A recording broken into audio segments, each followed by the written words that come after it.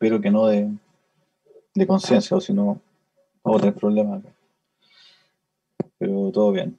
¿Ustedes se han podido vacunar o todavía no les toca? Aún no. Ya, son muy chiquichichos ustedes.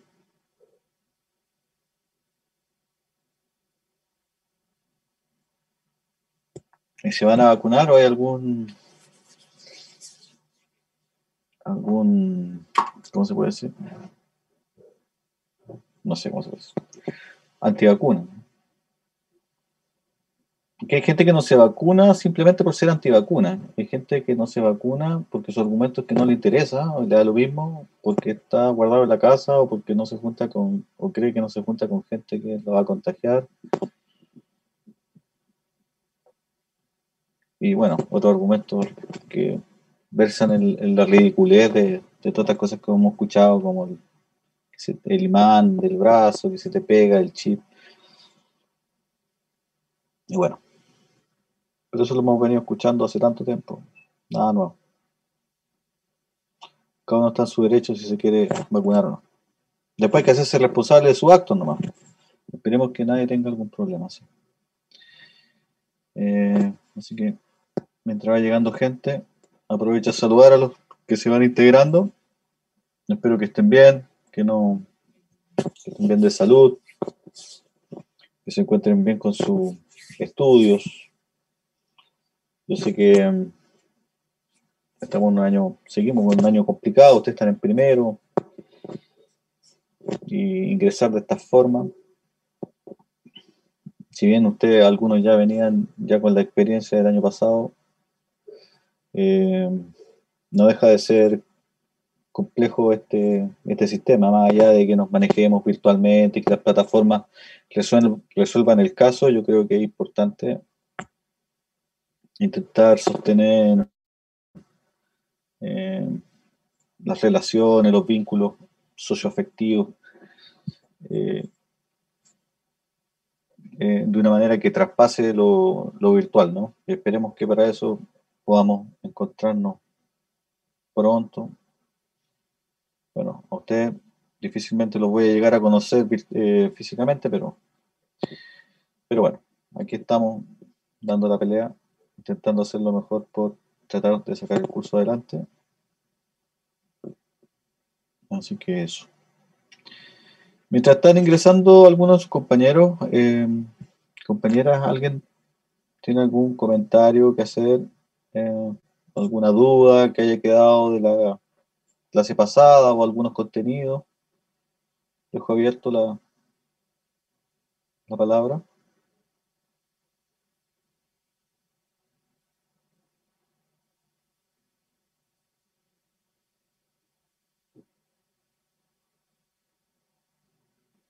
¿No? Ya. Están pendientes del fútbol, que hoy día hay fecha FIFA. En el caso de los varones y las damas que les gusta el fútbol.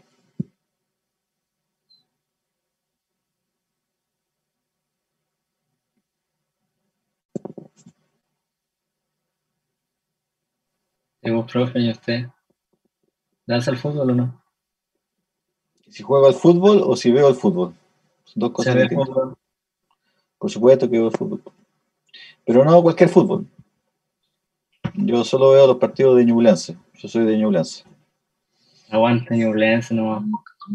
¿Se ha ido bien? Sí. Tiene lo suyo. El envío anímico de subir a primera división. Sí, no. Después guateamos, También, también pero reforzado. bueno, pero por favor no caigamos en temas de fútbol. Estaba preguntando si estaban pendientes del partido de hoy día, ¿no? Bueno, ahí tenemos un sujeto inteligente de nuestra selección, como Arturo Vidal, que cada vez que llega y tiene que jugar por Chile, se manda algún numerito, ¿no? Entonces se va al casino, choca el Ferrari, el Lamborghini, no sé qué auto tiene. Ahora pues, llegó, se fue a los caballos, como tiene caballos, listo, se juntó con los amigos, infectado, no juega. Son las consecuencias que tiene cada uno de nuestros comportamientos. seguramente no le va a pasar nada, pues. Pero esto del COVID igual es una lotería. Tuve un amigo que, bueno, yo creo que les comenté al principio del curso, ¿no? Que tenía un amigo músico que falleció. Pero bueno, cuando uno tiene mucha seguridad de sí mismo y estas cosas son mentiras, o Bill Gates, o los chinos, y los murciélagos, y empezamos con todas esas cosas, y de las teorías conspiracionistas del Dr. File o de Salfate, bueno, tenemos estos problemas, ¿no? El error de la comunicación, ¿no? La comunicación de riesgo, fundamental en estos temas epidemiológicos. A mí no me había tocado tener que ver temas de epidemia así tan epidemias de estas dimensiones, ¿no? Porque si bien yo eh, conozco el concepto de la epidemiología desde hace muchos años, pero por temas vinculados a esto que estamos viendo, ¿no? A la salud, e incluso desde una epidemiología sociocultural, no una epidemiología clínica. Estudios y trastornos sociales que existen en conductas que son colectivas, grupales, en ciertas poblaciones, sobre todo indígenas. Eh, es súper interesante la perspectiva epidemiológica, y cuando de repente se te presenta esto, y hay gente que cree que esto no es una epidemia de clases sociales, cuando sí lo es también. Y cómo afecta, cómo los determinantes sociales terminan afectando a las personas. Eh, no sé, pues, quienes, por ejemplo, observen quiénes son los que tienen acceso a hacer cuarentenas, que se pueden quedar en sus casas. La gente privilegiada. Yo me siento privilegiado, yo puedo seguir trabajando y hacerle clases desde aquí, no me tengo que mover. No, casi no me pongo en riesgo, ¿sí? Pero hoy día vino el jardinero a cortar el pasto, y cuando estamos en cuarentena, él no puede salir por 2 o 3 meses a cortar el pasto y no puede trabajar y no puede llevar plata a su casa.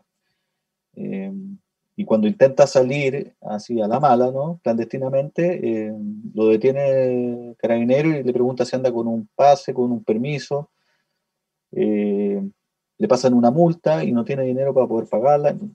Entonces la vida de las personas no es igual frente a un virus, ¿no? El virus podrá ser el mismo, ¿sí? La reacción en el cuerpo y en el sistema inmunológico puede no diferenciarse mucho entre uno y otro, aunque sí se diferencia, ¿sí? Pero las condiciones sociales, las condiciones de contexto, las condiciones socioculturales impactan, y ahí es donde entonces estas situaciones de población, edad, eh, acceso a la salud, educación, impactan mucho. Y ahí es donde entonces tenemos los casos eh, como los tenemos ahora. Ah, bueno, y para qué hablar de las políticas de gobierno. Más allá si estamos de acuerdo o no estamos de acuerdo con el gobierno. ¿Sí? Eh, es errático en muchos momentos y, bueno, en fin, hay mucho análisis que hacer respecto a esto. Bueno, después de este relleno entonces, considerando que ya habemos 50 personas, les vuelvo a dar la bienvenida a todas, de todo, nuevamente. Espero que hayan tenido una esta semana de receso, hayan podido un poco bajar eh, la tensión de lo que significa esto de tener clases virtuales, trabajos virtuales, pero, pero bueno, tenemos que continuar. Eh, en la clase pasada estuvimos viendo algunos temas que se relacionaban, ¿cierto? Ya con aspectos un poco más desde lo teórico en cuanto al fenómeno de la salud, la enfermedad, la atención, el padecimiento, ¿cierto? Como un fenómeno universal, eh, y por lo cual, en la cual estamos todos vinculados. Y cuando nosotros hablamos de la cultura, ¿cierto? Que le hemos dado a la cultura un montón, con, ¿cierto? Obviamente con la justificación y la necesidad de poder entender operativamente este concepto, y también entender cómo se utiliza en distintas formas y contextos, ¿cierto? Desde la televisión, dijimos, ¿cierto?, hasta cómo opera el concepto de cultura en el campo de la medicina. Entonces nos permiten poder hacer un análisis más denso y más complejo respecto de los fenómenos entre la relación médico-paciente o ¿cierto?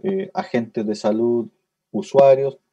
Podemos tener varias nomenclaturas o formas de llamar a este binomio eh, que se extiende desde los principios de la humanidad hasta ahora.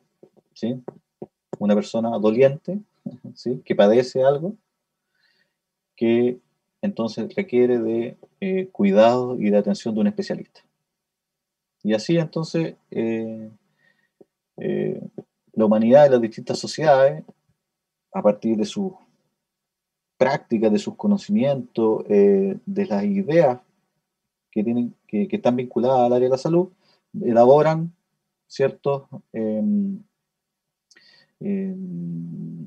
ciertas formas de poder dar respuesta a estos padecimientos. ¿Ya? Entonces, cuando nosotros hablamos de fundamentos epistemológicos interculturales de la atención en salud, ¿cierto? Este nombre es rimbombante, en realidad, esto quiere decir, cuando nosotros hablamos de epistemología, estamos hablando de las teorías del conocimiento, principalmente. Estamos hablando sobre cómo se construye el conocimiento. Estamos refiriéndonos a cuáles son aquellas ideas que están detrás, cuál es el espíritu, ¿sí? Como cuando se construye una ley, ¿cierto? ¿Cuál es el espíritu de la ley? ¿Cuál es el espíritu que tiene, ¿cierto? Generar una política de atención en salud desde una perspectiva intercultural. O sea, que de alguna manera pueda considerar, y aquí hay que ser súper cuidadoso con los conceptos, yo no estoy diciendo integrar, porque el integracionismo siempre se habla de integrar, y nosotros lo decimos con la mejor de las voluntades, y, ¿cierto? Y sin malas intenciones, pero el concepto de integración trae esto de que yo cuando lo integro hago que pierda su identidad. Entonces el concepto de integración no es el que nosotros vamos a usar. Nosotros podríamos usar otros conceptos como el de acoplar, que viene de la teoría de sistemas. Podríamos decir mezclar tampoco, porque si yo mezclo algo que hago, genero una homogeneidad y pierdo también entonces las diferencias. ¿Sí? Pero cuando yo logro de alguna forma hacer conversar, converger, reunir, ¿sí? Socializar propuestas, ideas, ¿cierto? Para poder dar solución a problemas de salud que padecen, en este caso, por ejemplo, pueblos indígenas, población migrante, ¿sí? Afrodescendientes, qué sé yo. Eh, entonces, desde ahí nosotros vamos a tratar de entender la interculturalidad. ¿Ya? Tratar entonces de cuáles son los fundamentos, cuáles son los conocimientos, cuáles son las prácticas que están detrás de esta idea de la interculturalidad en salud, que es una política, ¿cierto?, que se genera en los años 90 en adelante, como una manera de poder hacer justicia a todo este negacionismo y a todo este abandono forzado que le provocan a las comunidades indígenas a lo largo de nuestra historia colonial y republicana en adelante. Y con los españoles, ¿cierto? La espada y la Biblia, se impide el funcionamiento de las prácticas rituales, religiosas, lingüísticas y médicas también. La machi, por ejemplo, la queman en una hoguera, acusada de brujería, ¿sí? En una iglesia, en Chillán, la iglesia de San Juan de Dios, por ejemplo, en el año 1500. Ahí están los juicios, mandan a quemar a 2, 3 machis y sus ayudantes acusados de brujería. ¿Sí? Hoy eso sería impensable, pero es increíble que todavía ciertos grupos religiosos principalmente se empeñan en impedir que en ciertos territorios, en ciertos campos donde tienen dominio sus credos, puedan operar desde una perspectiva propia, ¿no? Desde el derecho propio, desde la lingüística propia, desde la medicina propia, precisamente bajo el argumento de que ahí hay una medicina primitiva, en donde hay ejercicios de brujería, hechicería, Y uno podría pensar que yo estoy hablando del siglo pasado, y no, estoy hablando del año 2021. Siempre estamos constantemente en el campo escuchando ese tipo de cuestiones. Cada vez menos, es verdad, sí, cada vez menos, cada vez más las iglesias principalmente se han abierto. La católica desde hace mucho tiempo, pero algunas iglesias de corte pentecostal son las que, eh, bueno, por una cuestión de sus propias tradiciones, que pueden ser muy respetables, no permiten el ejercicio libre de la propia religión, de la lingüística y de la medicina propia. Tanto en el caso Aymara, Rapanui, Mapuche, Quechua, etcétera, ¿no? Entonces es una cosa que es bastante generalizada. Entonces, como una manera de poder dar respuesta y hacer justicia a esa negación es que se crean estas políticas de salud intercultural. Bueno, eh, ¿qué es lo que vamos a ver durante las próximas clases? Pues estos tres elementos principalmente. Las bases conceptuales para poder comprender esto de interculturalidad. ¿Sí? Lo vamos a desmembrar y todo esto que yo le estoy hablando, ¿cierto? Toda esta verborrea fome, tiene que ver para que de alguna manera vayan capturando y vayan haciendo sus propias relaciones. Les voy a tratar de, así como con la cultura, yo les di mil vueltas y mil sinónimos del concepto o maneras de poder interpretarlo. Yo también el concepto de interculturalidad se lo puede tratar de poner de distintas formas y ejemplos de manera tal de que puedan observarlo de distintas ópticas, ¿ya? Entonces, tenemos conceptos como la interculturalidad, que es un concepto, pero también tenemos esta idea de las relaciones interétnicas, ¿sí? Que ya está un poco en desuso el concepto, pero yo lo coloco precisamente porque ustedes lo van a escuchar en algún momento, ¿sí? Lo interétnico. ¿Ya? ¿Qué significa lo interétnico? ¿Qué significa el multiculturalismo? ¿Cuáles son las diferencias que existen entre interculturalidad, relación interétnica, multiculturalismo? ¿Ya? Una cosa es que se vinculen, se relacionen, logren dialogar, ¿sí? Otra cosa es que las relaciones sean buenas, pero también pueden ser malas, pueden ser de choque, pueden generar impacto y ese impacto tiene consecuencias. Pero también el multiculturalismo como la idea más bien de concebir la existencia de diversas culturas, pero lo que no significa que se relacionan armónicamente, por ejemplo, o son capaces de dialogar políticamente en una política de salud intercultural, por ejemplo, ¿ya? O de educación intercultural bilingüe, o lo que fuera. O más allá, por ejemplo, pensado en lo territorial o en lo económico productivo, etcétera. Y después tenemos un concepto que son súper interesantes, ¿eh? Son dos conceptos que vienen a hacer una cosa, que son los sistemas y los modelos médicos. Y eso es muy interesante porque les va a ayudar a ustedes a entender por qué ustedes se posicionan desde una vereda, ¿sí? Y otras sociedades se posicionan desde otra vereda. Entonces, ¿cuál es la posibilidad de poder entonces generar diálogo entre distintos modelos, entre distintos sistemas de salud? En un segundo lugar, bueno, todo ese globo es una primera cosa, ¿no? En el segundo, tiene que ver con las implicancias, los alcances sociopolíticos de una interculturalidad en salud. O sea, ¿qué ha llevado a que todo este desarrollo, negociaciones, conversaciones, investigación, avances, retrocesos, ¿cierto? ¿Qué ha llevado desde el punto de vista sociopolítico? ¿Cómo eso ha apoyado? ¿Ya? Porque eso nos pone hoy en día en el escenario en que estamos. Y un tercer elemento, cómo ustedes, esto que yo les estoy planteando, como este curso de antropología y el desarrollo de la antropología médica, que yo no lo voy a... ustedes todo lo que han estado escuchando de mí durante todo este semestre es teoría de la antropología médica, ¿ya? Pero cómo esta antropología entonces tiene cierta aplicabilidad en el sector salud, así como yo lo ejerzo a nivel de la docencia con ustedes, pero también en temas prácticos como eso aporta eh, al desarrollo de esta interculturalidad. Algo que ya habíamos visto, ya como a modo de repaso, ¿no? La cultura y la diversidad cultural en salud, ¿ya?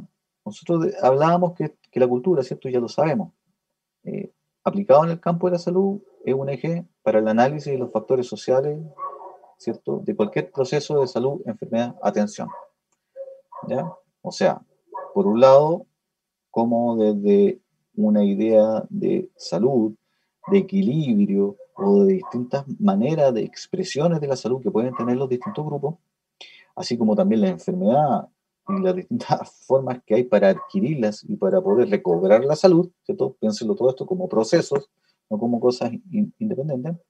Y por otro lado, el concepto de atención que ya supone, ¿cierto?, la intervención de un tercero o tercera, ¿no?, que ejerce una acción en mí, en el grupo, en la familia o en lo que sea, pero hay un tercero que lo ejerce, ¿ya?, que va a permitir o va a intentar, ¿cierto?, restablecer estos estados de salud que podríamos haber perdido temporalmente, qué sé yo. ¿Sí? Eh, entonces lo podemos llevar desde el plano de un dolor de cabeza, una jaqueca, ¿cierto?, crónica, como también lo podemos ver en una situación de algún mal que se le haya provocado a una persona, por ejemplo, que es una enfermedad muy común que existe tanto en el plano de lo urbano, de lo rural, de lo indígena, como lo no indígena. ¿Sí? Hay gente que se enferma de mal de ojo, hay gente que se enferma de envidia, ¿sí? Hay gente, bueno, hay una serie de prácticas, ¿cierto? Y de enfermedades eh, que se contraen, que son de carácter, algunos dicen mágica, sobre todo los primeros textos hablan de carácter mágico, pero en realidad no tienen que ver necesariamente con magia, porque la magia tiene que ver con una acción de un tercero sobre otro.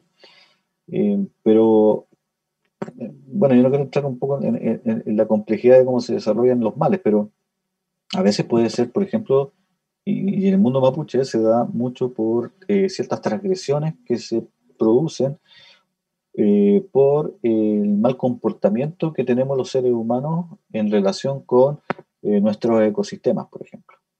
¿Sí? A las personas que viven en comunidad se les enseña desde pequeño, en la crianza mapuche están contenidos ciertos elementos que son fundamentales para poder, para poder tener un comportamiento con la naturaleza que sea adecuado para el medio ambiente y pueda sostener el equilibrio del medio ambiente. Cuando tú transgresas normas, como por ejemplo cortar un árbol o entrar en ciertos espacios que son de carácter ceremonial, ¿ya?, en donde hay presencia de entidades espirituales, los llamados Nien o dueños de los espacios, cuando tú no cumples con ciertos protocolos socioculturales, ahí tú puedes contraer cierto tipo de ciertas enfermedades, ¿no? En el caso de mujeres embarazadas o parturientas, hay también un cierto nivel de prohibiciones. En los adolescentes hay cierto nivel de prohibiciones. Entonces, a los jóvenes se les enseñan todas estas cosas, a los niños de pequeños, a las mujeres, y hombres se les enseñan de manera diferenciada ciertos tipos de protocolos que tienen que cumplir para no poder entonces tener estos procesos de enfermedad que ocurren y para los cuales no sacan nada con ir al dentista ni sacan nada con ir al médico del hospital, porque no van a encontrar solución por ahí, ¿ya? Entonces se requiere de alguien que pueda restablecer el equilibrio bajo esa perspectiva de lo que ellos consideran como salud y enfermedad, ¿ya? Ahora ustedes pueden estar pensando ahí atrás, no, pero el profe lo que me está hablando, eso son supersticiones, eso es cualquier cosa, la gente que es ignorante. No, la gente ya lo vimos, ¿no? Ya conocemos el concepto de cultura, ¿sí? La gente elabora esa, esas ideas precisamente, yo no quiero proponer una idea funcionalista porque lo hace, pero, pero cumple una cierta función. O sea, por ejemplo, en la conservación del medio ambiente, una de las grandes fuentes de riqueza y de protección del medio ambiente tienen que ver con la existencia de estas normas, ¿ya? Y eso es muy interesante. Si a nadie le enseñaran a respetar el medio ambiente, las plantas, y que uno tiene que rezar o tiene que hacerle ciertos tributos a los árboles y a la naturaleza para poder sacar agua o para poder extraer una planta medicinal, si no existieran esos protocolos, estaría todo mucho más desertificado, no habría ningún respeto, y estaría todo lleno de pino y eucalipto probablemente, ¿ah? O de avellano europeo, no tengo idea. Entonces, la gente le atribuye mucha importancia a eso. Además del componente espiritual, la posibilidad de poder transmitir ese conocimiento de generación en generación, o sea, una serie de cuestiones. ¿No? Bueno, entonces, este reconocimiento, ¿cierto? Desde la idea del, del, del humanismo, ¿no? Aplicado al campo de la salud, ¿ya? Si nosotros reconocemos estas diferencias, estas similitudes, tanto entre usuarios, que son, ¿cierto?, nuestros pacientes, podríamos decir, y los médicos o los practicantes de la medicina, los agentes de salud, podemos comprender cosas que son súper importantes y que ustedes tienen que esto también tenerlo muy claro. Las expectativas que cada uno tiene del proceso. Porque cuando alguien se atiende, en este caso odontólogo o odontóloga, uno tiene la idea como usuario de que la persona va a ser delicada con uno en el tratamiento, ¿cierto?, de sus dientes, le va a hacer un buen tratamiento, lo va a dejar bien, no le va a doler, no sé, todas esas percepciones que nosotros y expectativas que tenemos al momento de ir al odontólogo. ¿Eh? Pero también, por otro lado, el odontólogo tendrá la expectativa de que esta persona va a tomarse los medicamentos, va a comer adecuadamente, va a seguir el tratamiento, ¿sí? Va a tener buena higiene dental, qué sé yo. ¿Sí? Entonces, se generan expectativas por uno y otro lado. ¿Ya? Eso es una cosa. Después están las percepciones en la salud, la enfermedad y la atención. ¿Ya? Como dice ahí, representar la interacción médico-paciente. ¿Sí? O sea, entre estas expectativas, ¿cierto?, entre usuarios, proveedores, que es la relación médico-paciente, en definitiva. Es muy interesante porque aquí es donde nosotros podemos cometer tremendos errores, sobre todo cuando nosotros le negamos la existencia de su cultura o sus conocimientos a la persona. ¿Ya? Eh, Eso pasa mucho en el campo de la medicina, más que en la odontología, ¿no? Pero muchas veces, por ejemplo, gente que sufre este tipo de patologías culturales como los males, por ejemplo, producidos por vientos, producidos por un daño que le generó otro, etcétera. Cuando la gente llega con esos problemas de carácter psicológico, psiquiátrico a la consulta, son tratados por esquizofrenia, son diagnosticados de psicosis, y no se dan cuenta de que en realidad ahí lo que hay que hacer es restablecer un orden que lo puedan hacer en conjunto o lo puede realizar un agente médico de su propia cultura, en este caso una machi, por ejemplo. Eh, entonces cuando yo a esa persona que me llega con este problema, yo niego ese conocimiento, niego esa etiología o ese factor causal de enfermedad, muchas veces se da que los especialistas tratan a las personas como ignorantes o algunos insultos que le propinan, ¿ya? Eh, en donde tratan de negar de alguna forma, intentando convencer a la persona que no tiene lo que dice tener, ¿sí? Y colocar la ciencia exacta por sobre todo ese campo de conocimiento que las personas traen. Eh, Eso es negar la cultura y eso es generar un trauma también en las personas. ¿Ya? Y ese trauma las personas la vienen escuchando, la vienen acompañando desde hace más de un siglo. Si tú escuchas los estudios que nosotros hemos realizado, lo que hemos leído, la literatura y la investigación en toda Latinoamérica y el mundo, están estos casos, estos relatos en donde las personas ancianas cuentan de cómo fueron, ¿cierto?, tratados por los primeros médicos, por las primeras matronas, por los primeros dentistas, etcétera, que llegan a los lugares, a los territorios, creyendo que traen la verdad absoluta, que traen la medicina europea, ¿cierto?, etcétera, pero negando siempre esto, impidiendo la reproducción social y cultural del conocimiento de la propia sociedad. Entonces, eso genera un trauma histórico en el tiempo y que lo van arrastrando y eso también se va heredando. Eh, de ahí a que mucha gente tenga aprehensión respecto de ciertos especialistas, como los psiquiatras, por ejemplo.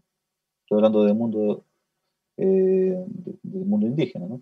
De mucha atención al psiquiatra, a la matrona, ¿sí? No en todos los casos, por supuesto, ¿no? Todo va a depender del territorio, del trato que hayan tenido, pero hay lugares que han sido tremendamente abusados, y es evidente que ahí existe una muy mala percepción del sistema educacional, del sistema de salud, ¿ya? Entonces, hay que tener mucho cuidado en cómo nosotros hablamos con las personas, porque a veces no sabemos, en nuestra buena intención, ¿cierto? Pero en nuestra mala actitud, el daño que nosotros le podemos ocasionar a las personas. Y hay un concepto muy interesante, que es el concepto de la adherencia terapéutica. Cuando nosotros necesitamos que exista una adherencia terapéutica, o sea, tratar de mantener a ese usuario la mayor cantidad de tiempo posible dentro del sistema para poder tratarlo de manera integral, nosotros tenemos que ser hábiles con la persona, ¿ya? Tratar de ser empáticos con las personas, de manera tal de que esa persona no abandone un tratamiento, por los diversos riesgos que eso puede tener para la persona, ¿sí? A veces las personas se demoran mucho en decidir ir a un especialista. Y cuando lo hacen, lo único que esperan es que esa expectativa sea cumplida. Pero ¿qué pasa cuando son personas que son maltratadas? ¿Ya? Eso es súper dañino para las personas, porque probablemente a esa persona después le va a costar mucho poder volver a consultar a un especialista. Y eso no, y eso pasa muchísimo. ¿Ya? Eh, bueno, aquí les voy a presentar. eh, ¿Ustedes conocen este dibujo, esta pintura, este fresco, como le llaman los especialistas? ¿Alguien conoce esa pintura?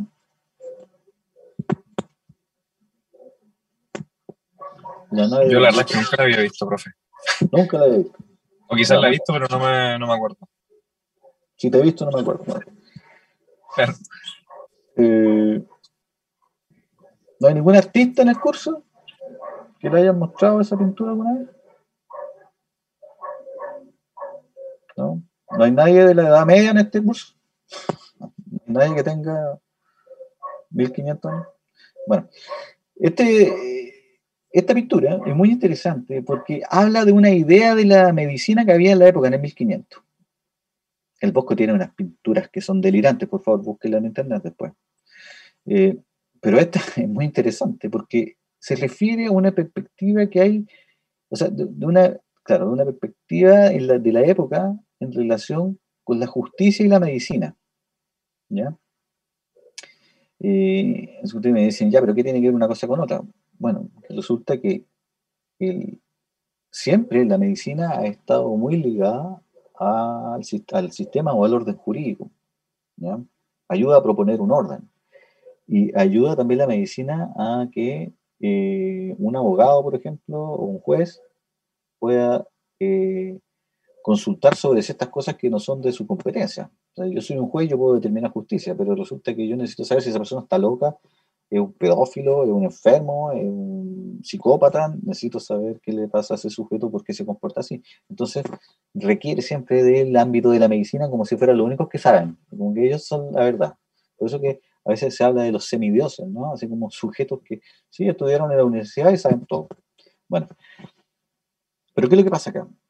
Es muy interesante porque miren ustedes este cuadro, aquí ustedes ven un fraile, hay una religiosa, una monjita, tocando ahí una especie de cítara, no sé qué, ¿ya? Pero también están los pordioseros, los mendigos, están los leprosos, acá hay un barco, están todos como comiendo como si fuera una fiesta, hay una persona arriba de un árbol, aquí hay algo como un trofeo que alguien quiere como sacar, bueno, se llama la nave de los locos. ¿Cuál era la idea de esta nave de los locos? Que en la época se decía, y yo he tratado de buscar, esto yo lo aprendí en México, en un seminario, hace muchos años, y después busqué el dato, pero nunca lo puedo encontrar. Se decía que sobre este cuadro, la idea que intentaba representar era que la gente que estaba enferma, sobre todo de algún tipo de locura, de algún tipo de neurosis crítica, ¿cierto? Aguda, de esquizofrenia, ¿sí? Pero que también los ladrones, ¿sí? La gente corrupta, eh, mentirosos, qué sé yo, el adulterio, o sea, todo lo que era penalizado en aquella época, ¿sí? La brujería, todo lo demás, se les colocaba en una nave, en un barco, ¿sí? Como si fuera una especie de prisión. Y luego ese barco se tiraba a la deriva, ¿sí? Al mar. Listo. Y que estos locos se la arreglaran solo y navegaran a donde fueran a parar. O sea, imagínense, el grupito que iba arriba de ese barco. Eh, entonces, ¿por qué? ¿Cuál era la idea de eso? La idea tenía que ver con que enfermos, con delincuentes, prácticamente eran personas que tenían que ser tratadas de la misma forma, ¿ya? Y que de alguna forma tenían también que ser dejados a su suerte, ¿ya? Porque no tenían cura, no tenían, ¿sí? El que era ladrón por siempre, el que era adúltero por siempre, el que nacía loco o esquizofrénico era así por siempre, si estaba acusado de un acto de brujería o hechicería, no tenía solución, mejor no estemos con él porque nos puede hacer algún daño, así que por favor, salgámonos de todas estas personas, ¿sí? Y era una manera entonces de enjuiciar entonces, y de considerar la ilegalidad y también la enfermedad como toda una misma cosa. Y eso era una percepción de la salud de la época, ¿me entienden? Todo esto que le estoy hablando tiene que ver cómo pueden entender que cada época tiene su percepción de salud.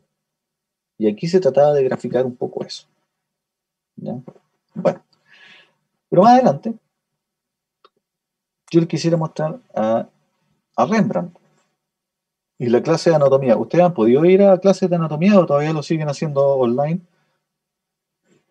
Solo online. Chuta. Solo online. O sea, no han sentido el olor de la carne todavía. No. Bueno. Esa era la parte interesante. A formalina más que nada. ¿Qué es que ha pasado? Bueno, formalina con carne en descomposición. Sí, pero es verdad, es formalina. Uno entra a esa cosa y está llorando todo el tiempo. Ya, bueno, pero mira, pongan atención en este cuadro que están viendo. Esta es una clase evidente, ¿no? Se llama la clase de anatomía. Entonces se nota que este es el profe y aquí están los alumnos. Y este maestro está muerto, ¿cierto? Espero que esté muerto. Bueno, entonces, yo les hago la pregunta a ustedes. ¿Se acuerdan cuando nosotros hablábamos del sujeto-objeto? El sujeto, ¿se recuerdan que el sujeto obedecía a esta idea de la persona que observa? Y el objeto, podríamos decir, lo observado, ¿sí? En esta clase, ¿dónde está el sujeto o dónde están los sujetos?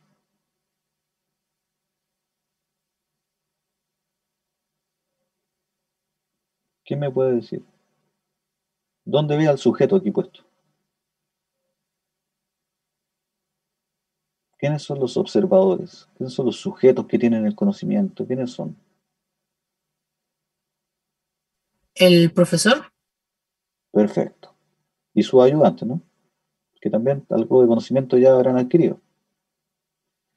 Todos ellos, los observantes, son el sujeto. Perfecto, estoy de acuerdo. ¿Y qué es lo que están observando?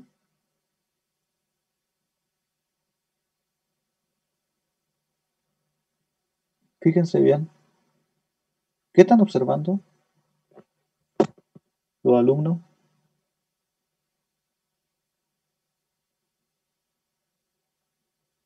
Por favor, que alguien diga algo. ¿Tejido? Ya, tejido. ¿Quién más aporta con él con algo? ¿Qué están observando? No sé si estará bien, pero aparte de la disección, como que algunos están mirando al libro que está como más de frente. Perfecto. Los alumnos no están mirando al sujeto, al objeto, al humano. Fíjense, por favor. Están mirando, ni siquiera están mirando al profe. Creo que hay uno por aquí al final que está mirando al profe. ¿Sí? Pero en realidad lo que están mirando es el libro. ¿Sí? ¿Qué es lo que nos intenta decir Rembrandt aquí con este libro? O sea, con esta pintura, perdón. ¿Sí? Nos está hablando acerca de la disociación que genera el conocimiento, muchas veces universitario, que nosotros entregamos, ¿sí? De lo humano. Cómo toda la teoría, cómo toda, incluso la práctica, como lo están haciendo ahí, el concepto de la verdad. ¿Dónde está la verdad? ¿La verdad está en el tejido que dice la compañera? Yo creo que sí, pues ahí está la verdad. Pero sin embargo, si no está escrito, no es verdad. ¿Se dan cuenta? Ustedes lo que siempre les piden es la evidencia. Y a veces la evidencia no pareciera estar en la cosa misma, en el objeto, sino que pareciera estar en la teoría. Es una cosa muy rara. ¿Sí? Entonces, ¿cuál es el mensaje finalmente de Rembrandt acá? El mensaje que nos está entregando Rembrandt es cómo la ciencia, cómo el avance del conocimiento, a veces más allá, más que acercarnos al ser humano y a toda su interioridad, ¿cierto? Tanto física como espiritual, emocional, social, cómo está finalmente disociada, cómo está separada. Porque eso es lo que nos enseñan muchas veces en ciencias, sobre todo en las ciencias exactas que ustedes practican, ¿no? Yo se lo digo no para invalidar la ciencia exacta, ¿no? Sino que yo solamente estoy poniendo un punto de reflexión, de inflexión, que es lo que me corresponde a mí como profesor de antropología, para que ustedes, ¿cierto?, hagan entonces la reflexión que no siempre las cosas están, no todo el conocimiento lo van a encontrar en los libros. Hay muchas cosas, como estas ideas que yo les comento de los males, ¿cierto? Del mal de ojo, ¿sí? Estas representaciones de enfermedad basada en la transgresión, son cosas que existen. No las van a encontrar, probablemente las puedan encontrar en libros incluso escritos, porque hay investigaciones sobre eso, pero no la van a poder mirar en la anatomía del ser humano, en la evidencia del ser humano, ¿ya? Entonces hay que tener mucho cuidado con creerse que toda la evidencia o todo lo científico es lo único que vale, ¿ya? A veces hay que darse el tiempo de escuchar a las personas y empatizar con sus problemas, con sus crisis, con sus condiciones, con sus contextos de vida, ¿sí? Antes de emitir un juicio o de hacer un diagnóstico apresurado o un diagnóstico de manual, ¿ya? De manual de anatomía. ¿Sí? Bueno, es un poco como reflexión. El concepto de interculturalidad, entonces, si ustedes dijimos, ya, bueno, aquí tenemos entonces cultura, multiculturalismo, dijimos todos estos conceptos, pero también entonces está la interculturalidad. Entonces, dijimos la interculturalidad tiene que ver con esta idea de poder vincular, de relacionar, ¿ya? Eh, la idea, los conceptos que cada sociedad ha proyectado en el tiempo con la finalidad de poder trabajar en conjunto. Es por ello, ¿cierto?, que tienen que ver precisamente con acciones y con políticas. O sea, se ha diseñado una manera de trabajo, ¿ya?, en los consultorios, en los CEFAM, en los centros de salud familiar, en las postas, estaciones médicos rurales, hospitales de alta complejidad, de baja complejidad, clínicas. Bueno, clínicas no mucho, la verdad. Pero a veces hay médicos que son como, sobre todo en el campo de la medicina y de la obstetricia, por ejemplo, hay gente que es como más abierta y que si bien no hay ninguna política que lo obligue a funcionar de alguna forma, son bastante abiertos y bastante liberales en ese sentido, ¿ya? A veces hemos encontrado mucha más apertura y tolerancia en el mundo privado que en el público, ¿sí? Bueno, entonces, ¿cómo podemos incorporar estas percepciones, estas concepciones que traen los usuarios, los pacientes, en los procesos de salud, de atención eh, o de atención en salud, perdón? ¿Ya? Eso es un poco la idea de la interculturalidad. Entonces, para ello, ¿cómo nosotros procedemos como especialistas de la salud, pero desde la pertinencia cultural? O sea, que mi tratamiento, que mi diagnóstico y que mi manera de poder hacer el diagnóstico, ¿no? O sea, de practicar el diagnóstico, de conocer, de aprender del otro, sea bajo esta idea de la pertinencia cultural, ¿ya? Que sea pertinente. Y por lo tanto, más allá del diagnóstico, sino que también mi atención, eh, el- la prescripción, el tratamiento, lo que sea, también tenga este grado de pertinencia, ¿ya?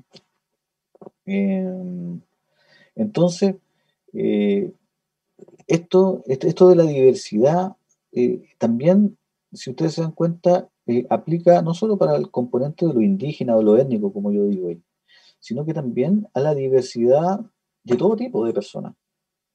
Diversidad sexual, la diversidad biológica, por ejemplo, personas con síndrome de Down, por ejemplo, ¿cómo van a ser atendidas esas personas? Eh, Quizás aquí alguno de ustedes tendrá algún conocimiento o alguna experiencia muy de cerca con personas Down, sabrán o entenderán lo complejo que es a veces poder llevar a personas Down a un médico, un dentista, por ejemplo. ¿Ustedes estarían dispuestos a atender a una persona Down? Yo me imagino que sí. Lo más probable es que me digan, sí, sí, profe. Pero en el momento de los QI hay que enfrentarse a esa situación, ¿ya? Y es evidente que nosotros entendemos que es una dificultad, pero también es una necesidad. A veces nosotros decimos, oye, pero qué difícil para uno.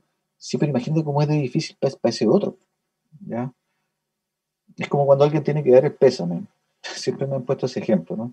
Dicen, oye, pucha, me da lata ir a dar el pésame que se murió esta persona, ¿no? Me da lata ir a dar el pésame, no sé cómo hacerlo, es tan difícil. Imagínate lo difícil que es para la persona a la cual tú le vas a dar el pésame. O sea, esa persona realmente la está pasando mal. Esa persona realmente está incómoda, ¿ya? Entonces nosotros tenemos que saber cómo nos vamos encajando y nos vamos poniendo y empatizando en el dolor y en el padecimiento de la otra persona. Como yo le decía entonces también la antropología, ¿cómo contribuye la antropología?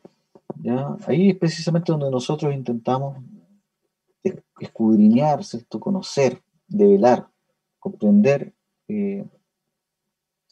estos fenómenos de salud, de enfermedad, de atención, de las culturas, de las sociedades, más que la cultura, de las sociedades involucradas. Recuerden que el concepto de sociedad tiene que ver con el mundo de las personas y lo cultural tiene que ver con el mundo de la idea de esas personas, ¿sí? Por lo tanto, todo lo que tiene que ver cultural tiene que ver con estas ideas, percepciones, nociones, filosofía, religiones, ¿ya? Ahí está el plano de lo cultural, ¿ya? ¿Qué es lo que a mí me permite que yo me mueva? ¿No? La moral, ¿sí? Las normas, todo eso tiene que ver con el mundo de la cultura. Pero cómo yo me relaciono entre uno y otro, eso es lo social, ¿ya? Entonces ahí es donde es importante que ustedes hagan esa diferencia, ¿ya? Cuando nosotros vamos a conocer estas culturas involucradas, nos estamos refiriendo a cuáles son las percepciones, las nociones que hay de las personas, de los grupos, ¿sí? Entonces, saber, por ejemplo, así como lo veíamos imagínense que nosotros retrocediéramos miles de años para atrás y tuviéramos que atender a un paciente fenicio o un paciente etrusco o egipcio, ¿ya? Entonces usted dice, bueno, ¿qué le duele? Es que, no, lo que pasa es que tengo un gusano en el diente que me está carcomiendo por dentro, ¿sí? Entonces, bueno, ¿qué hacemos nosotros? ¿Sí? ¿Cómo tratamos a esa persona? ¿Ya?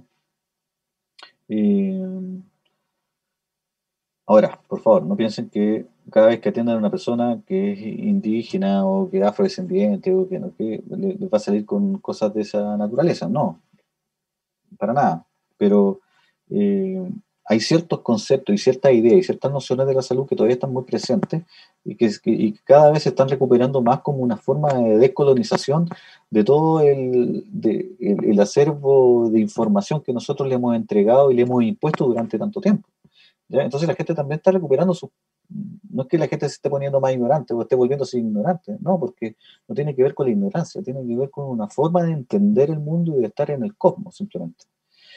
Entonces, todos estos elementos socioantropológicos, ¿ya? Tienen esta dimensión biológica, social, etcétera, dentro de lo que yo llamo el creciente pluralismo médico de nuestra sociedad actual. ¿Qué significa el pluralismo médico?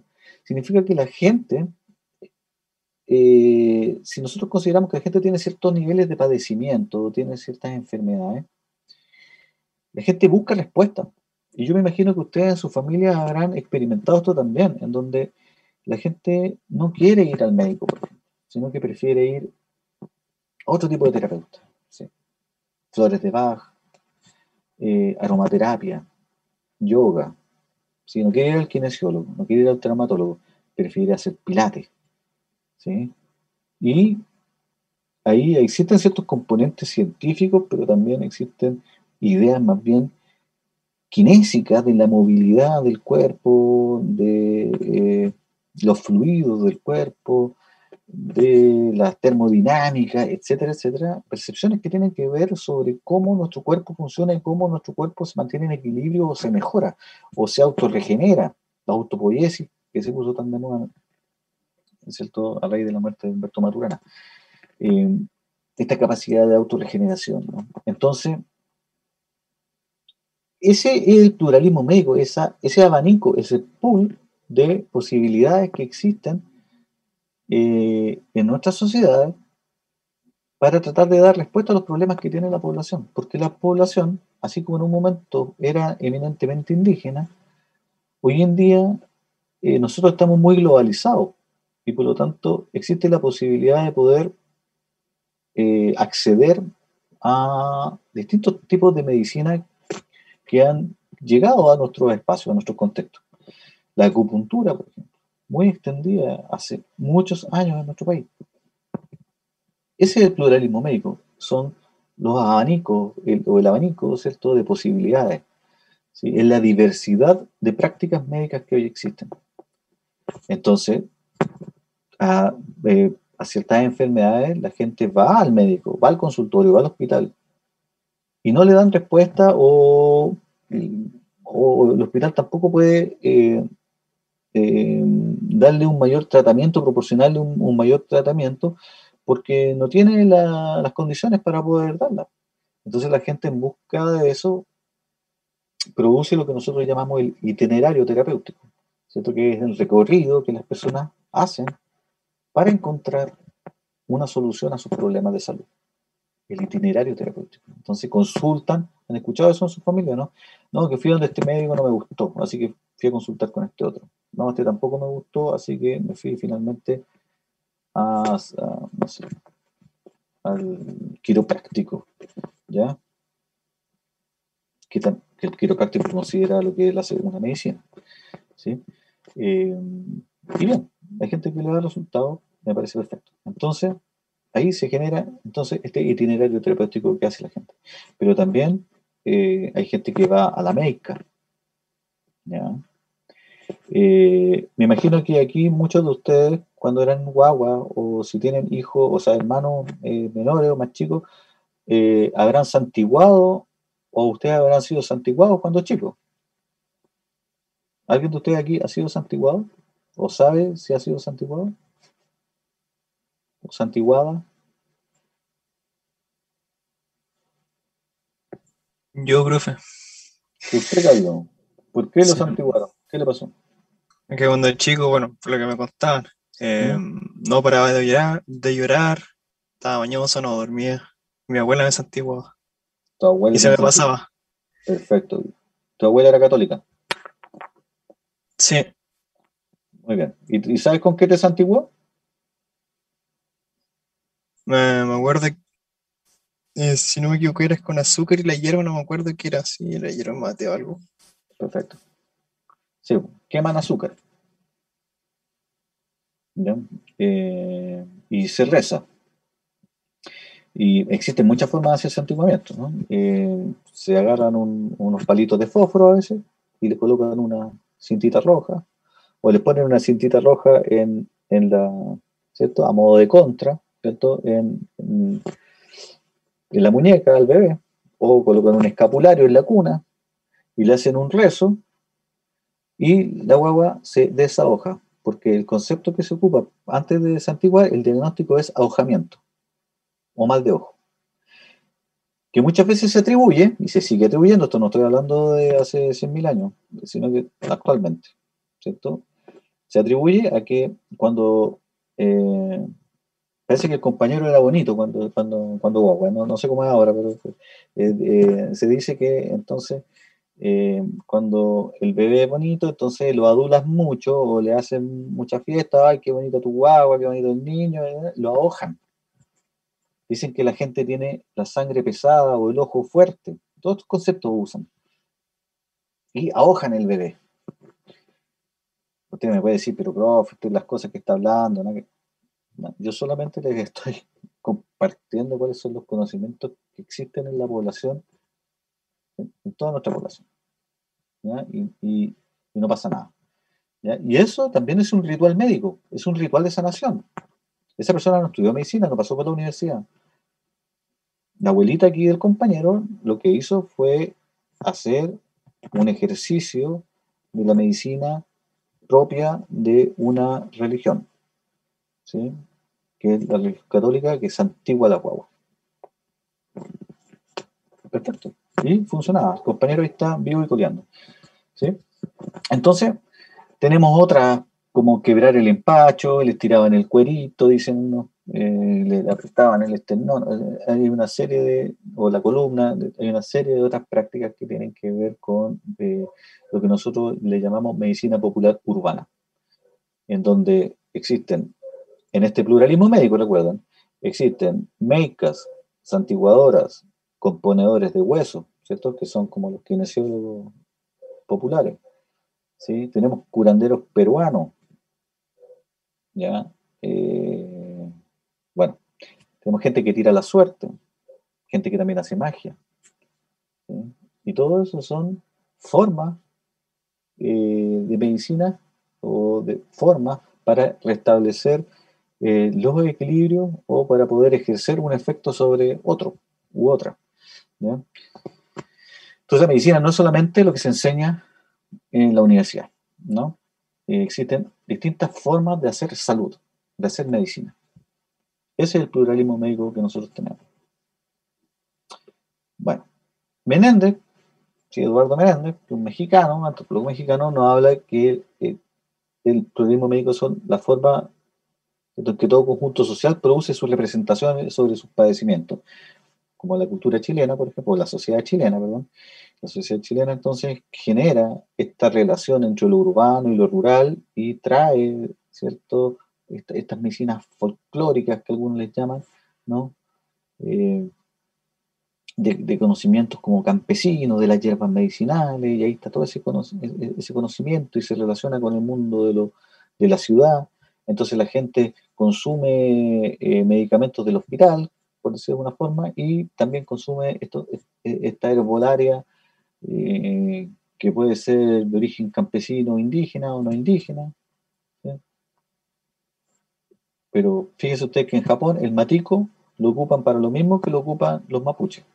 Entre Japón y los mapuches no existe ningún vínculo formal, podríamos decir. O sea, cómo durante miles de años las distintas sociedades fueron capaces de elaborar y de distinguir ciertas propiedades de las plantas y llegar al mismo consenso,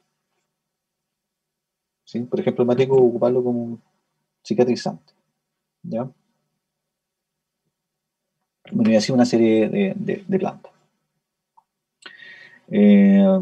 Aquí él también se refiere a que la capacidad que los grupos tienen, incluidos los subalternos son los grupos, podríamos decir, dependientes de otro, que están en menor grado dentro de una escala social. Por ejemplo, la medicina subalterna vendría siendo todas estas medicinas alternativas eh, que dependen de alguna forma de las legislaciones o de las normas sanitarias de grupos de mayor poder. En este caso es la medicina occidental, que es la medicina que ustedes están aprendiendo, ¿ya?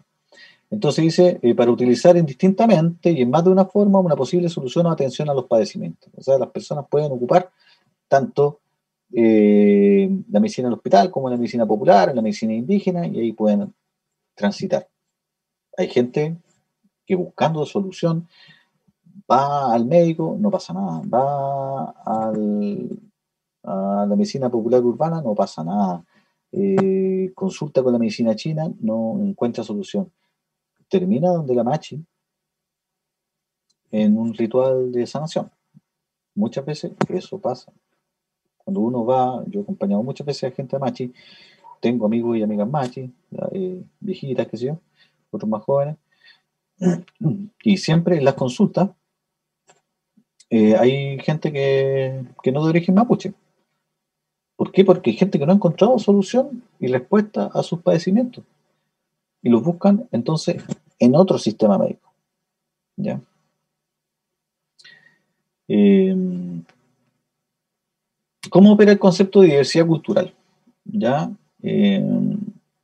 Bueno, principalmente aquí lo que a nosotros nos interesa es poder reconocer tanto las similitudes y las diferencias entre las personas y la gente que ejerce los distintos tipos de medicina, ¿ya? ¿Qué es lo que nos interesa comprender acá? ¿Qué dijimos? Uno, el carácter de las expectativas que uno tiene del proceso. Las percepciones de salud y enfermedad representan la interacción. O sea, ¿qué es lo que usted cree que tiene?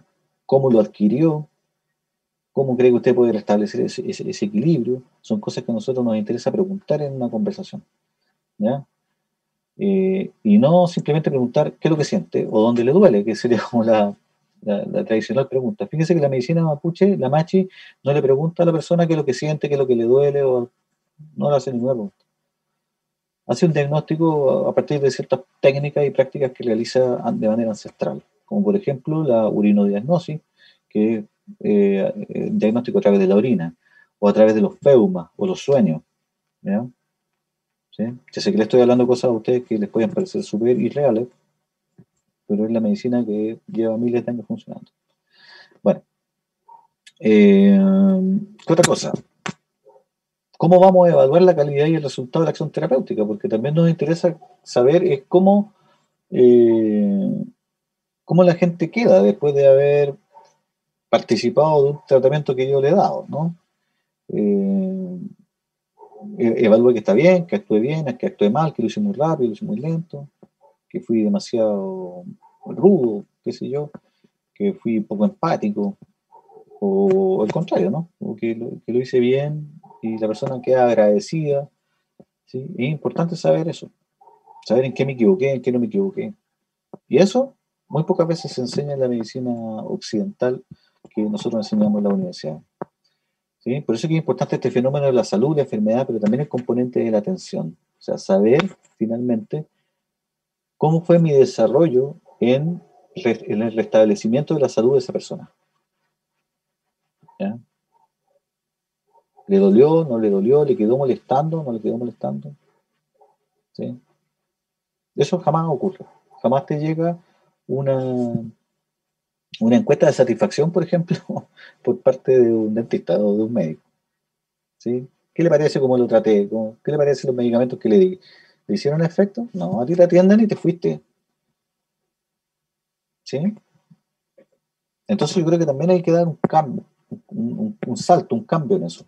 La medicina familiar, la perspectiva de salud familiar, por ejemplo, es lo que agradecen muchas personas en los consultorios, sobre todo de los médicos cubanos, de los médicos ecuatorianos, de los médicos peruanos, de los médicos colombianos, hombres y mujeres, ¿sí? ¿Por qué? Porque esos países ya venían con una perspectiva de salud familiar desde mucho antes que en Chile se instalara. Y la gente notaba inmediatamente la reacción. No sé si ustedes tienen experiencia en relación con eso, o sus familiares, ¿han escuchado ustedes algo de ello? Porque es notorio el cambio. ¿Sí? La gente, siempre que nosotros hacíamos estudios ¿cierto? Sobre percepción de usuarios respecto de la atención, y la gente criticaba mucho el que cuando llegó el computador de pronto a los box de atención, estaba la gente le preguntaba, ¿y usted cómo se siente? ¿De dónde le duele? Y está todo el rato escribiendo en un computador y ni siquiera es capaz de tener una conexión a los ojos con el paciente. Entonces, esa desconexión genera mucho rechazo por parte de la gente. Y la perspectiva de medicina familiar y el trato al usuario en la medicina familiar consiste precisamente en lo contrario, en tratar de establecer una conexión, una sincronía con la persona y no solamente preguntarle por él como sujeto único, sino que también tratar de establecer y conocer la red que acompaña a esa persona. Entonces, por eso es que la perspectiva de salud familiar es muy interesante, porque puede contribuir a mejorar las terapias, la adherencia terapéutica, la calidad de la atención y la percepción que existe por parte de los usuarios hacia los agentes de salud. ¿Ya? Bueno, lo otro que nos interesa conocer, ¿cierto? Es el despliegue de las diversas conductas frente a la enfermedad. O sea, cómo se comportan los usuarios también, porque uno dice, bueno, no le carguemos tanto la mata, ¿no? a los agentes de salud, pero también qué pasa con los usuarios, ¿no? Cómo se comportan, ¿sí? Porque también ahí tenemos mucha investigación y mucho estudio, ¿sí? De gente que va a pedir medicamentos, pero no se los toma. Siempre alegan los consultorios sobre eso. Sí, ahí ya viene el mismo caballero, la misma señora a buscar sus remedios, después tú lo vas a ver ahí a la casa y tiene así una bolsa gigante con remedios, no se los toma. ¿Qué pasa con esas personas? ¿Por qué ocurre eso? ¿Sí? Porque hay muchas personas que eh, van a los consultorios, van a los espacios en donde encuentran un espacio de contención emocional, personas que viven solas, por ejemplo. Y encuentran en esos espacios eh, un lugar de sociabilidad, de socialización, ¿no? Nosotros haciendo investigación, me acuerdo al final de los 90, en una zona imperial llamada Puente Negro, ahí hay una estación médico-rural, yo la iba a visitar ahí, cada jueves, cada tercer jueves del mes. Y, y ahí llegaba gente que no tenía número de atención, no se iba a atender, sino que se iba a encontrar allá porque iba a ir una prima que la ve solamente una vez al mes. Y es un evento social, se levantan temprano, ¿sí? En yuga los bueyes, qué sé yo, aprovechan de llevar algo para compartir, un mate, y pueden tener eh, un espacio para poder conversar, para poder ¿cierto? Ponerse al tanto de las cosas que pasan en la comunidad. Entonces es súper interesante saber cómo la gente se comporta también. Entonces esta idea de la salud, enfermedad, atención también tiene que ver con eso, ¿ya? La atención, el padecimiento, ¿no? La idea del padecimiento, cómo la persona va funcionando, reacciona, eh, tiene la capacidad para poder entender cómo es la terapia, cómo la sostiene en el tiempo, y todo ese tipo de cuestiones, ¿ya? Y de eso depende muchas veces la eficacia del tratamiento. No es tan solo lo que haga el médico, lo que haga el dentista, sino que también tiene que ver con las conductas que tienen los usuarios. Y para eso entonces nosotros tenemos que tener una buena llegada, una buena conexión, ¿ya? Si la persona no me cree, si la persona no me entiende porque yo hablo una verborrea inentendible, esa persona se va a despegar de mí. Pero si yo logro tener una buena conexión con el usuario, con la usuaria, esa persona va a tener una mayor capacidad, porque además su actitud va a ser de abrirse, de receptividad. Y en esa receptividad va a haber una mucha mejor comprensión, ¿ya? Bueno. Bueno, chicos, se nos anduvo pasando el tiempo. ¿Alguna consulta hasta ahí?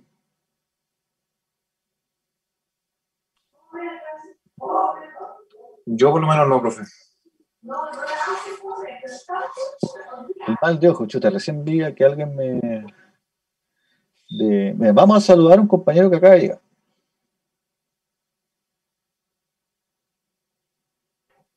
No, he estado conectado desde el celular toda la clase, recién puedo encender mi computador. Ah, Gonzalo, ya. Yo decía, puta, pues, ¿cómo será que a esta hora ya esté entrando? Pero me parece muy bien. Igual te saludo. Estaba conectado en mi computador. Ah, está ahí en todos lados. O sea, celular, y ahora me conecto. Eres como un semidios. Tú estás en todos lados. Estás en todas partes.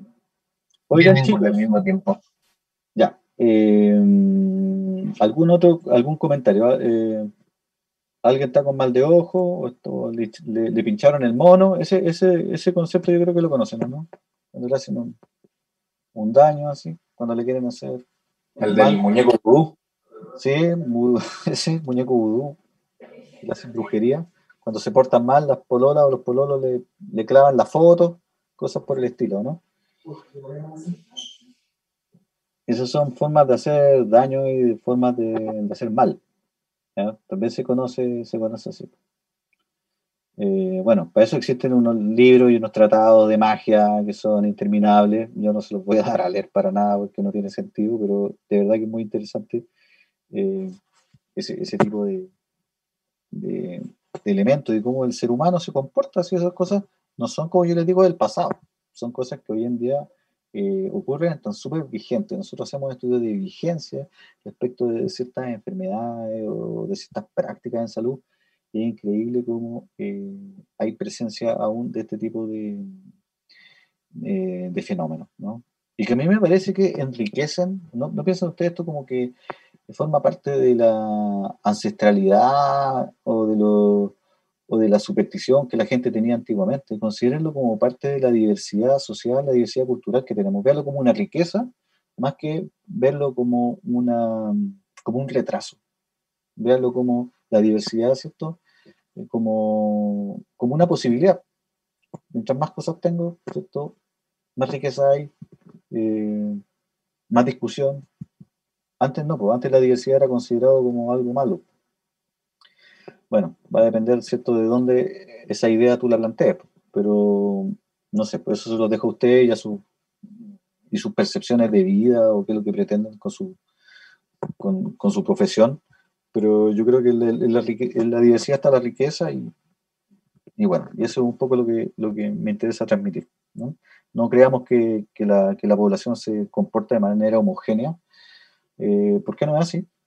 La gente trata de homogenizarse frente a nosotros, para que nosotros no los culpemos, no los tratemos mal, no los insultemos, porque acuérdense que la gente muchas veces viene con esa herencia, ¿ya? De que si hablan cierta lengua o se comportan de cierta forma o tienen ciertas creencias, van a ser considerados como ignorantes. Y la gente no quiere que los sigan tratando como ignorantes, ¿ya? Entonces, cuando desde nosotros ellos logran sentir que nosotros acogemos sus formas de pensar, aunque sean distintas a las nuestras, eso la gente lo agradece mucho, ¿ya? Por eso es importante esta idea de la empatía y la tolerancia a la diversidad. Bueno, chicos, yo les voy a dejar para la próxima semana entonces un ejercicio de foro. Hay un texto que van a tener que leer, de estos textos relativamente breves que yo les doy, para que lo desarrollen en el foro, y nos vemos en 15 días más. ¿Les parece? Perfecto. ¿Alguna consulta, duda, queja, insulto? Son 15 días para el foro, ¿cierto? Sí, pues a partir de cuando lo suba, no sé si van a ser 15 días, porque quizás me voy a demorar un día más en subirlo. Espero tenerlo mañana listo. O sea, lo tengo más o menos ahí, hice alguna cosa, pero hoy día he estado conectado todo el día, así que no creo que levante el foro hoy día, pero mañana lo voy a tener ahí para que lo... Pero sí, siempre es hasta la última, hasta 5 minutos antes de la próxima clase. Que esa es la opción que me da la plataforma. ¿Ya? Así que eso, nos estamos viendo, cuídense mucho. Chao, profe. Que gane Argentina. Chao, profe. Tengo un buen fin de Chao, semana. profe. Igual, Gracias. vayan a- Chao, profe. Que esté bien. Cuídese.